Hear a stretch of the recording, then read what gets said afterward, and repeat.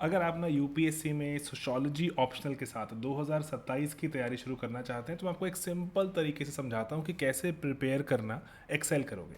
मैंने पिछले बहुत वर्षों से ना जो सोशियोलॉजी पढ़ा रहा हूँ, और इनफैक्ट जैसे यूपीएससी स्टेट पीएससीज में जो अभी सोशियोलॉजी में जो हाईएस्ट मार्क्स गेटर है इंसिडेंटली वो हमारे सभी स्टूडेंट्स हैं।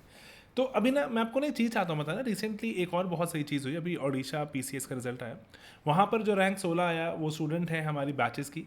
एंड इनफैक्ट इतनी बड़ी उपलब्धि है, उनके सोशो में हाईएस्ट मार्क्स हैं, 335 मार्क्स हैं। लेकिन ये जो 335 नंबर जो उन्होंने लिए वो सभी ऑप्शनल्स में सबसे ज़्यादा है। एंड उनका इंटरव्यू है, हमने पब्लिश किया अभी। तो वो इस इंटरव्यू में वो ऑल्सो वो एक बात बता रही है कि किस तरह से उन्होंने रैपिडली प्रिपेयर किया, सिर्फ स्लीपी का कंटेंट फॉलो किया। लेकिन मैं आपको ना एक टेक्निक चाहता हूँ सिखाना है ना, कंटेंट एटसेट्रा से पहले, कि चीज़ों को समझना कैसे। जो अपनी जर्नी कुछ भी सीखना हो, ये जर्नी हमेशा ऐसे ही करना, चाहे वो जीएस चाहे वो सोशो, बहुत हेल्प करेगी। आप एग्जाम में एक्सेल करोगे। मैं बच्चों को टाइम एंड ओवर यही चाहता हूँ बताना। ओके, जैसे ना कोई भी चीज़ सीखनी होती है सोशो में, जब आप शुरू कर रहे हो तैयारी, तो कॉन्सेप्ट, पहले चीज़ों के कॉन्सेप्ट समझना।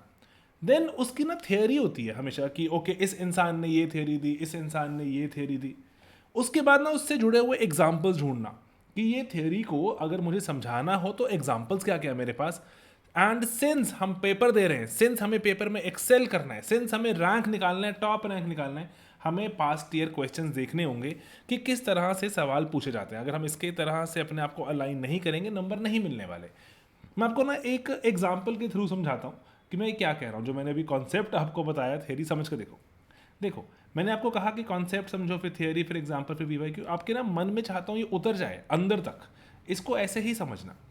जैसे मान लो एक चैप्टर 5 है हमारे सोशियोलॉजी के सिलेबस में। चैप्टर 5 में हम स्ट्रैटिफिकेशन का एक टॉपिक पढ़ते हैं। स्ट्रैटिफिकेशन मतलब होता है लेयर्स का होना। जैसे ऊंची जाति नीची जाति है ना, समाज में लेयर्स होती हैं। समाज में मेल फीमेल की आपको एक लेयर दिखती है कि मेल को थोड़ा सा प्रेफरेंसेस मिल जाती हैं जगह जगह पे, फीमेल को नहीं मिल पाती। स्ट्रेटा लेयर बनी हुई है ना, ये एक कॉन्सेप्ट है, इसको समझना, इसके डायमेंशंस को देखना, और यहाँ पे जुड़ी हुई टर्म्स को समझना, है ना, कि जेंडर और सेक्स में फ़र्क है। सेक्स तो बायोलॉजिकल होता है, जब बच्चा पैदा होता है मेल और फीमेल में डिवाइड करते हैं। लेकिन किस तरह से उसकी अपब्रिंगिंग होगी, समाज में कैसे जिएगा, कपड़े कौन से पहनेगा, वो जेंडर बनता जाता है ना। तो इसीलिए सोशियोलॉजी में तो हम ही जानते हैं ना कि हमें बहुत सारे टर्म्स को समझना पड़ता है, जानना पड़ता है। अब यहाँ पर ना देखो, आपने कॉन्सेप्ट जाने, बहुत सारे टर्म्स मेरे मानने में समझोगे, देन उससे जुड़ी थियरीज कि ये स्ट्रेटा सर मुझे समझ आ रहा है कि मेल फीमेल में फ़र्क है, कास्ट में फ़र्क है, अमीर गरीब में फ़र्क है ना। सर इससे जुड़ी हुई थियोरीज हैं? जी बिल्कुल हैं, हमारे सिलेबस में पढ़नी पड़ेंगी। जैसे अभी हम स्ट्रेटा के एग्जाम्पल की बात कर रहे हैं, तो वहाँ पर डेविस एंड मूर की थियोरी है, पढ़नी पड़ती है कि कैसे ये सब कुछ फंक्शनल है। फंक्शनल का मतलब कि समाज इसको बहुत अप्रिशिएट करता है, समाज इससे ओके है, कंफर्टेबल है, इसको इसको ऐसे बहुत, समाज इससे बहुत विचलित नहीं है। अदरवाइज ऐसे जो मानते हैं कि अगर बहुत विचलित होता है समाज, बहुत ही परेशान होता है इस चीज़ से, लेयर्स के होने से, तो समाज इसको ठुकरा देता है। समाज में ये चीज़ काम करती है, फंक्शन परफॉर्म करती है, तो ही ये चीज़ एग्जिस्ट करती है। Davis, Kingsley David and Wilbert Moore ने ये थियोरी दी। ऐसे और भी थियोरीज हैं। तो अब बात समझ रहे हो कि पहले हमने कॉन्सेप्ट समझा, एग्जाम्पल हम ले रहे हैं स्ट्रैटिफिकेशन का, फिर उससे जुड़ी हुई हम थियोरी समझेंगे कि सर कौन सी थियोरीज हैं। कार्ल मार्क्स की थियोरी है, वेबर की थियोरी है ना, हमें थियोरी जाननी पड़ती है। सर मैं ये समझता जा रहा हूँ, बात मुझे समझ आ रही है, वक्त धीरे धीरे आगे मैं जो स्पेंड करूँगा। अब ना आपको ना एग्जाम्पल्स ढूंढने, एकेडमिक एग्जाम्पल्स, कि जैसे अरे अब हमने एग्जाम्पल देखा जेंडर पे गैप का, कि सर लड़का और लड़की के जब जब सर्वे किए गए, एनालिसिस किए गए, तो लड़का और लड़की की सैलरीज में फ़र्क है। लड़का और लड़की की, कंस्ट्रक्शन वर्कर जो लगाए जाते हैं उसमें मेल्स को ज़्यादा पैसे मिल रहे हैं, लड़कियों को कम मिल रहे हैं। अरे ये क्या। और सड़कों के किनारे जो बहुत सारे लोग जो मजदूर काम कर रहे हैं, लड़का लड़की, फैक्ट्रीज में, जगह जगह पर ये पे गैप है। तो ये एग्जाम्पल ढूंढ के हमने प्रूव किया कि स्ट्रैटिफिकेशन एग्जिस्ट भी करती है। काउंटर प्रूफ भी आ सकता है कि नहीं नहीं सर, किस तरह सरकार बहुत कदम उठा रही है, कंपनियां काम कर रही हैं, आपको मान लीजिए सैलरी मिलती है, आईएएस होने की सैलरी मिलती है, लड़का लड़की का फ़र्क नहीं होता।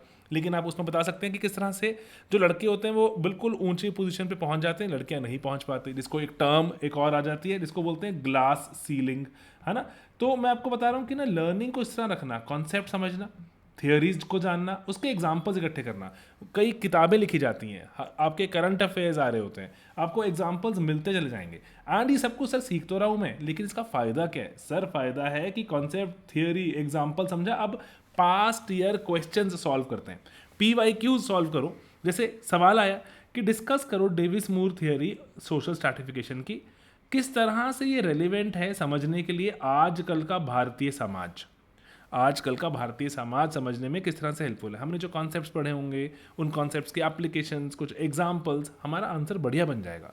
और ये एक मुश्किल सवाल नहीं है। ऑफ कोर्स हम कॉन्सेप्ट, थियरीज, एग्जांपल्स पढ़ते जाते हैं। ये सवाल बहुत हमारे लिए थोड़ा जो आसान कैटेगरी में आ जाता है। अगर ये मान लीजिए ये 10 मार्कर है तो इसमें से हमें 8 नंबर तक निकालने हो जाते हैं, 8 से 9 निकालने की कोशिश करते हैं हम, क्योंकि ये बहुत ही कंट्रोल वाला क्वेश्चन है। और ऐसे ही कोशिश करते रहते हैं कि कंट्रोल में रहे। तो ये बात को ना दिमाग में डाल लो, चाहे वो जीएस करो, चाहे वो एसए पढ़ो, जो भी चीज़ है, कॉन्सेप्ट जानना है, उससे जुड़ी हुई थियरीज, उससे जुड़े हुए examples, and then past year questions पे सर मेरी आंख बनी रहेगी, क्योंकि मुझे पता होना चाहिए मुझे किस लेवल तक पहुंचना है। There are certain easy PYQs, ये बात का हमेशा ध्यान रखना। There are certain medium level difficulty वाले, and very very few there are some but very difficult PYQs, difficult PYQs। एक बार आपकी मदद के लिए, वैसे अभी नहीं, अभी आप शुरू कर रहे हो, मैंने बहुत सारे PYQs, मतलब बहुत सारे क्या, सभी के सभी PYQs सॉल्व करके स्लीपी क्लासेस की वेबसाइट पर भी लगा दिए। आप उसको डाउनलोड कर सकते हो, उसकी बुक भी अवेलेबल है, आपको प्रिंटेड फॉर्मेट में चाहिए बुक भी ले सकते हैं। Getting it? तो ये अगर आइडिया फॉलो करना और आप देखना कि कैसे कैसे आप चीज़ों पर एक ग्रिप बनाते जा रहे हो, रैंक निकाल दोगे। और इसीलिए इसको यहाँ पर अगर मैं एक बार देखूँ कि हमने जो कॉन्सेप्ट, कैसे हमने पहले कॉन्सेप्ट समझने हैं, बहुत सारे टर्म्स वगैरह, देन थियोरी समझनी है, देन उसके एग्जाम्पल समझने हैं, जो मैगजीन्स से निकलेंगे हमारे एग्जाम्पल्स, एंड हमारे एग्जाम्पल्स अखबारों से निकलेंगे, है ना, कवर करने की कोशिश करनी है। ये ग्रेजुअली ये भी मैं आपको सिखाता रहूँगा कि कैसे करना है ना। इस पर मैंने वीडियोस बनाए हुए हैं, लेकिन इस पर और बात करेंगे। एंड अंत में जो हमारा जो सबसे इंपॉर्टेंट टेस्ट है वो है कि हमें पास्ट ईयर क्वेश्चन लिखने आते हैं कि नहीं है, हम लिख सकते हैं कि नहीं लिख सकते हैं, बात समझ लेने। तो इसीलिए यही चीज़ों को मैं बार बार जो अभी चाहता हूँ रीइंफोर्स करना। अभी 2027 के बैच की थोड़ी हमने ना जो प्रक्रिया भी थोड़ी सी बदलने की कोशिश यही की है कि अब ना ज़्यादा से ज़्यादा बच्चों को, क्योंकि जो नॉन ह्यूमैनिटीज़, मतलब किसी ने इंजीनियरिंग बैकग्राउंड, साइंस बैकग्राउंड से बच्चे आते हैं, तो इस बार थोड़ा सा मैं ओरिएंटेशन कंटेंट में मैं कुछ बहुत ज़्यादा बदलाव नहीं करूँगा, क्योंकि टचवुड हमारे कंटेंट से बच्चों को रैंक मिलता है, सिंगल डिजिट रैंक निकालते हैं, टॉप मार्क्स निकालते हैं सोशो में। आप इंटरव्यू देखिएगा बच्चों के, बोलते हैं कि सिर्फ सोशो के सर पर, सोशो के कारण रैंक मिला है, टॉप जॉब मिल गई है। तो मैं चाहता नहीं हूँ कि उसको लूज़ करना। हमारे कंटेंट में लेवल होता है, अभी इसको बस मैं थोड़ा सा एक सिंप्लीफाइड तरीके से प्रेजेंट करना चाहता हूँ कि शुरू के कुछ दिन, क्योंकि 2027 अगर आप शुरू कर रहे हैं और मैं बैच पे शुरू कर रहा हूँ, तो अभी हमारे पास वक्त है, तो मैं थोड़ा सा बेसिक्स पे जाऊँगा।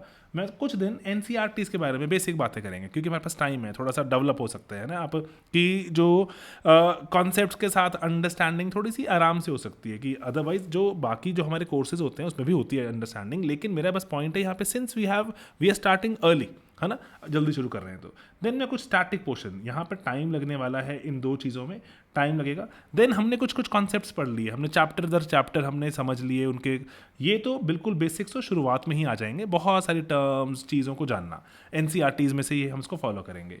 देन हर एक चैप्टर के मैं आपको स्टैटिक बताऊंगा, उसको लेवल 1 कहेंगे। That will take effort, hard work, है ना, मेहनत लगेगी, पढ़ना पड़ेगा। UPSC में कोई भी चीज़ ऐसी नहीं है कि बैठे बैठे अपने आप ही हो जाएगी, हमें एफर्ट करना पड़ता है। देन उसी के बाद उसी चैप्टर की हम, जैसे चैप्टर 5 की बात करें, स्ट्रैटिफिकेशन का चैप्टर है, उसके हमने स्टैटिक कॉन्सेप्ट्स पढ़े। देन कुछ कंटेम्प्रेरी, जो कुछ लेटेस्ट किताबें लिखी गई हैं, कुछ लेटेस्ट अखबारों में चीज़ें आ रही हैं ना, उनको हम कवर करना शुरू करेंगे, ये हम अपना लेवल इंक्रीज करेंगे।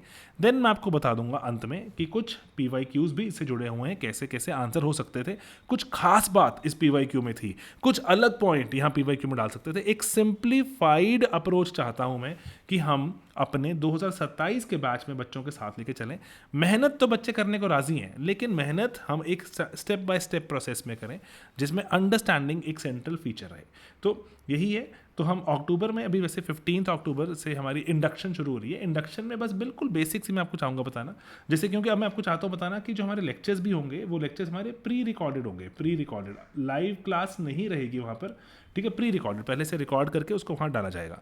आप अपनी स्पीड से देख सकते हैं, जो कॉन्सेप्ट मुझे बताना है वो मैं अपने हिसाब से, अपनी स्पीड से बता सकता हूँ।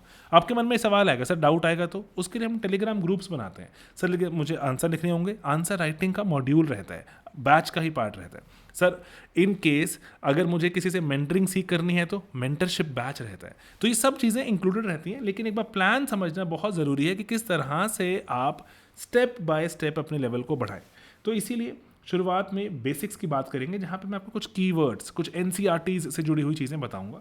देन थ्योरेटिकल फ्रेमवर्क हम पे काम करना शुरू करेंगे, है ना, थ्योरेटिकल फ्रेमवर्क पे काम करना शुरू करेंगे। एंड उसके बाद एप्लीकेशन ओरिएंटेड हम देखो, मेरे मानने में हम हर चैप्टर दर चैप्टर इसको पढ़ते जाएंगे, लेकिन जैसे जैसे सोशोलॉजी आपको समझ आने शुरू होती है, आपको ये चीज़ें और बेहतर समझ आएंगी।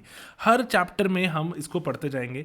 चैप्टर नंबर 5 उठाएंगे, उसके हम पहले करेंगे बहुत सारे थियोरीज, और उसके जानेंगे बहुत सारे टर्म्स, उसके जानेंगे बेसिक्स, देन उसको थोड़ा सा कंटेम्प्रेरी, आजकल क्या चल रहा है, कुछ करंट अफेयर्स, एंड अंत में PYQs।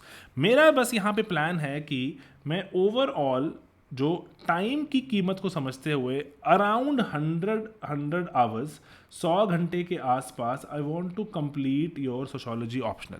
100 मैं यहाँ पे मान के चल रहा हूँ, क्योंकि कई बार हम जैसे इसको थोड़ा बेसिक्स को ऐड कर रहे हैं और थोड़ा PYQs को ऐड कर रहे हैं, तो यहाँ पर कुछ प्लस माइनस हो सकता है। लेकिन मेरा आइडिया है कि ना ये आपको ना कि ये बर्डनसम ना रहे, ये चीज़ एग्जैक्ट हो, जो हमारा जो मॉड्यूल है, कोर्स है, वो एग्जैक्ट हो, टाइम की कीमत को समझता हो, आप भी समझो अपने टाइम की कीमत, चीज़ों को प्रायोरिटाइज करो, थोड़ा सा प्लान के हिसाब से चलो कि ओके ये मुझे कवर करते जाना है, ये टाइमलाइन है मेरी। रिसोर्सेज, आप ना उनका इंटरव्यू देखिएगा दीप्सिता जी का, एंड उनका हाईएस्ट मार्क्स हैं सोशो में, वो कह रही हैं कि सिर्फ और सिर्फ, वो तो एक सोर्स पे कह रही है, मैं आपको फिर भी बोलता हूँ कि आप 2 सोर्सेज फॉलो कर सकते हैं। एक स्लीपी को बनाइए प्राइमरी, एंड एक और सोर्स रखिए कि अरे स्लीपी ने ये मिस कर दिया था, मैंने ऐड कर लिया। तो अर्नब मिश्रा टॉप रैंकर हैं, IAS अफसर हैं, अभी उनका वीडियो पड़ा है चैनल पे, अलग अलग बच्चों का, वो सब बोलते हैं कि आप सोर्सेज को जितना मर्जी फैलाए जाएं वो फैलते जाएंगे। प्लीज़ ऐसा मत करना, मैक्सिमम 2 रिसोर्सेज। आप GS के लिए स्लीपी को फॉलो कीजिए, एंड देखिए कि कितना रैपिडली आपका जो GS है उसका लेवल बिल्ड होता है, एंड आपकी जो कवरेज बढ़ जाती है। तो इसीलिए रिसोर्सेज को लिमिट करना हमेशा आपको फ़ायदा देगा। डिस्ट्रैक्शंस रहेंगे आज के समाज में, आप सोशल मीडिया से बच नहीं पाते, तो लेकिन मिनिमाइज करने की कोशिश, एंड एक डेली अगर दिनचर्या बन गई, आपको सेटिस्फैक्शन होती है कि अरे कोई बात नहीं, मैंने अगर मोबाइल में शॉर्ट्स एंड रील्स देख भी ली, तो लेकिन मैंने आज का अपना टास्क पूरा कर लिया। जो आज के लेक्चर्स थे, मान लीजिए आए थे, वो मैंने कर लिए हैं। अब इसके अंत में, जो चैप्टर के अंत में जो क्वेश्चंस आएंगे, वो मैं सॉल्व करके लिख चुका हूँ। तो अगर आप एक दिनचर्या, एक टारगेट फॉलो करते हैं, तो अगर डिस्ट्रैक्शन आती भी है तो आपको वो परेशान नहीं करेगी, आपको वो पीछे नहीं धकेलेगी। बस मैं इसलिए चाहता हूँ कि अपने टाइम को सही यूज़ ज़रूर करो, और अगर नहीं करोगे तो वक्त इतना तेज़ी से बीतता है, पता भी नहीं चलता। आंसर राइटिंग के लिए देखो, सोशोलॉजिकल लैंग्वेज ग्रेजुअली आपके अंदर भीतर समाती जाएगी ना। थिंकर्स, बहुत से लोगों ने कितना कुछ कहा है, और आजकल की रेलिवेंस मैं हर चैप्टर में चाहता हूँ आपको बताना। एंड रेगुलरली प्रैक्टिस करो, फीडबैक लो, और सबसे इंपॉर्टेंट जो बात है, इंप्रूव करो। देखो, कोई अंत नहीं होता कभी कि ना इंप्रूवमेंट का, कि अब मैं फाइनल इस लेवल पर आ गया हूँ, रैंक आएगा। कंटिन्यूस प्रोसेस है, चलता रहेगा, और इंप्रूवमेंट। जब तक आपका रैंक नहीं आ रहा है, इंप्रूवमेंट करते ही जाना है हमें। रिवीजन और चीज़ों को रिकॉल करने के मैकेनिज्म बनाओ। जैसे मैं बहुत सारे बीच में ऐसे कीवर्ड्स ड्रॉप करता रहता हूँ, निमोनिक्स होते हैं ना, निमोनिक्स की किस तरह से याद करें। आप उनका इंटरव्यू देखिएगा दीप्सिता का, मैंने भी रिसेंटली उस बात भी की उनसे, तो बता रहे हैं कि सर आपके निमोनिक्स इतने हेल्पफुल हैं। वो कह रहे हैं कि वो जो पेपर में काम आ रहे हैं, इंटरव्यू में काम आ रहे हैं। तो मैं आपको चाह रहा हूँ बताना कि बस एक ही आइडिया है दिमाग में, वो है एग्ज़ाम क्रैक करना। मैं आपको डेफिनेटली चाहता हूँ आप अच्छे इंसान बने, मैं चाहता हूँ कि आप थोड़ा सा सोशोलॉजिकली सोचें समाज में, जीवन में, लेकिन रैंक निकालना प्राइमरी आइडिया है। रैंक निकलेगा तभी बाकी चीज़ों का और ज़्यादा मज़ा आएगा।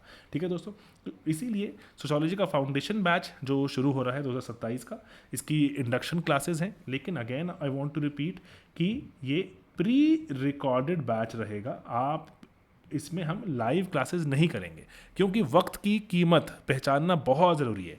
आप अपने हिसाब से 1.5x पर या 2x पर लेक्चर्स को देखो, एंड 2 बार देखो, 3 बार देखो, दिमाग में इन चीज़ों को जाने दो, बैठने दो।